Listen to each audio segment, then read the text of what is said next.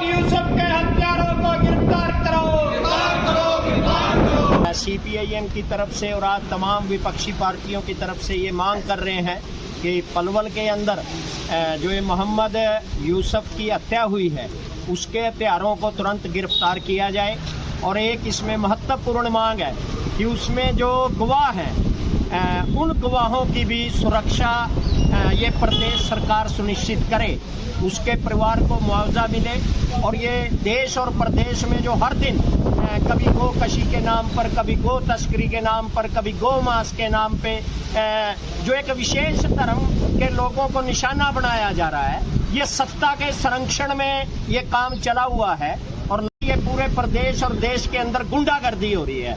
तो आज तमाम राजनीतिक पार्टियां और तमाम किसान मजदूरों के संगठन ये मांग कर रहे हैं इस सरकार से कि कानून का राज कायम हो इस देश और प्रदेश के अंदर। और अगर ये कानून का राज कायम नहीं कर पाएंगे तो इसमें कोई दो राय नहीं कि देश और प्रदेश के तमाम धर्मनिरपेक्ष लोग अपनी आवाज को बुलंद करने के लिए सड़कों पे उतरेंगे।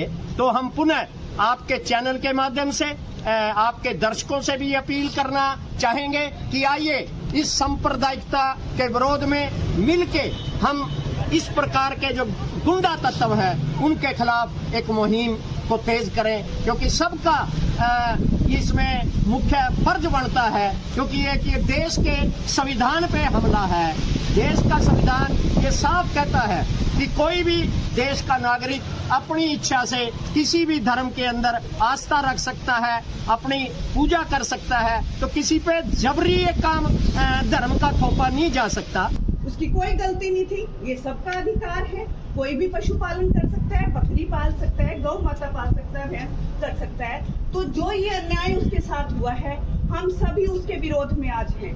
और इस सरकार का फर्ज बनता है, धर्मनिरपेक्ष देश होने के नाते किसी पे भी अगर अन्याय होता है जाति धर्म पे, तो ये संविधान, जैसे कि अभी सेठी साहब ने कहा कि संविधान क्या है, संविधान में यही है हर एक को न्याय मिले।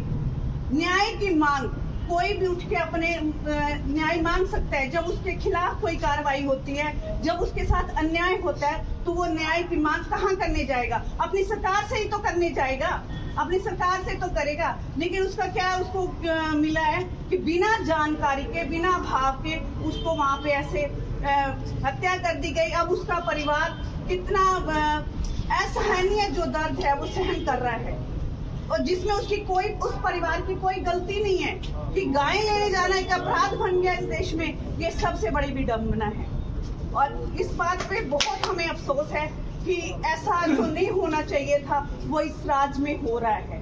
तो हम सरकार से अपील करते हैं कि इस तरह की घटनाओं पे रोक लगाई जाए, बिना किसी जानकारी के। कोई किसी को कहीं पे भी रोक के मार दे, ये क्या कानून व्यवस्था है? ये कोई कानून व्यवस्था नहीं है। जब तक उसकी आपको जानकारी नहीं मिलती, 4 लोग इकट्ठे हुए और उसको सिर्फ एक गौ साथ में देखो, पहले उससे पूछो, पता करो क्या है क्या नहीं, उसके बाद उसको सजा देने का अधिकार सिर्फ न्यायपालिका को है, ना कि किसी भी व्यक्ति को है।